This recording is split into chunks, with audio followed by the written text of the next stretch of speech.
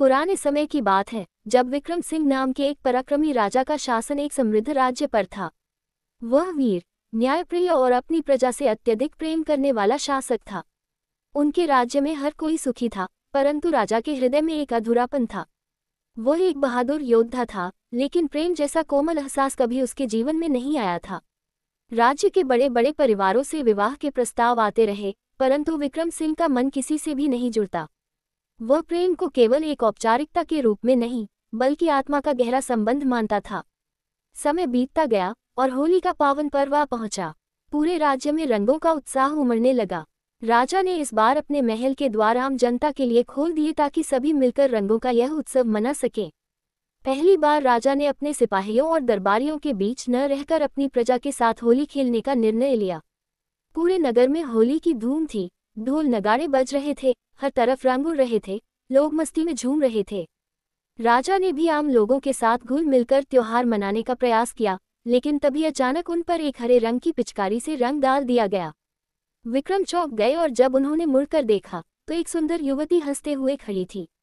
उसकी आंखें चंचल थीं, मुस्कान मासूम थी और होली के रंगों में सजी वह स्वयं किसी अप्सरा से कम नहीं लग रही थी। यह मीरा थी, एक साधारण किसान की बेटी। मीरा ने राजा को आम नागरिक समझकर उन पर रंग डाल दिया था। विक्रम सिंह को मीरा की सरलता और निश्चलता ने मोह लिया। वह पहली बार किसी से इतने सहज रूप से मिल रहे थे। दोनों के बीच बातों का सिलसिला शुरू हो गया। मीरा राजा को एक साधारण व्यक्ति समझकर उनसे हंसी मजाक करने लगी, जिससे राजा को पहली बार ऐसा अनुभव हुआ जैसे वह राजमहल की बंदी बंधाई जिंदगी से बाहर निकलकर वास्तविक आनंद ले रहे हों।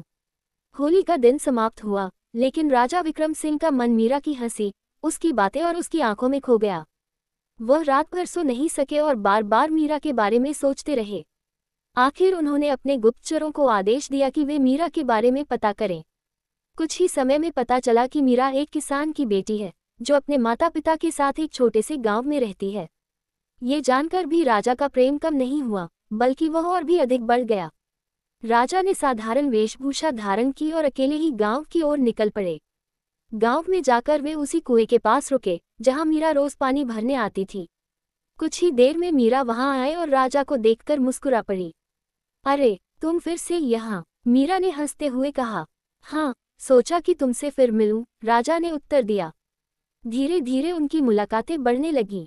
वे साथ में बातें करते, खेतों में घूमते और नदी किनारे बैठकर अपने जीवन के सपनों को साझा करने लगे। मीरा को यह एहसास नहीं था कि जिससे वह प्रेम करने लगी है, वह कोई साधारण व्यक्ति नहीं, बल्कि स्वयं उसका राजा है। उधर राजा विक्रम सिंह भी दुविधा में थे कि वह मीरा को अपनी असली पहचान बताएं या नहीं। वह चाहते थे कि मीरा उन्हें उनके व्यक्तित्व के कारण प्यार करे, न कि उनकी राजसी पहचान के कारण। कुछ समय बीत गया, लेकिन अचानक राज्य में एक गंभीर संकट आ गया। पड़ोसी राज्य ने आक्रमण कर दिया और विक्रम सिंह को तुरंत युद्ध भूमि की ओर जाना पड़ा। उन्होंने मीरा से वादा किया कि वह जल्द ही लौटेंगे, लेकिन परिस्थितियां इतनी कठिन थीं कि वे महीनों तक वापस नहीं आ सके। मीरा को धीरे धीरे संदेह होने लगा कि कहीं उसे धोखा तो नहीं दिया गया। अंततः जब राज्य में शांति स्थापित हो गई, तब राजा ने मीरा को राजमहल बुलवाया। जब मीरा राजमहल पहुंची और देखा कि वही साधारण युवक, जिससे वह प्रेम करती थी, स्वयं राजा विक्रम सिंह है, तो वह स्तब्ध रह गई। उसे विश्वास नहीं हो रहा था कि एक राजा ने एक साधारण लड़की से प्रेम किया और उसे अपने जीवन साथी के रूप में स्वीकार किया। राजा विक्रम ने मीरा से कहा, प्यार का कोई ऊंच नीच नहीं होता, न ही कोई सीमा होती है।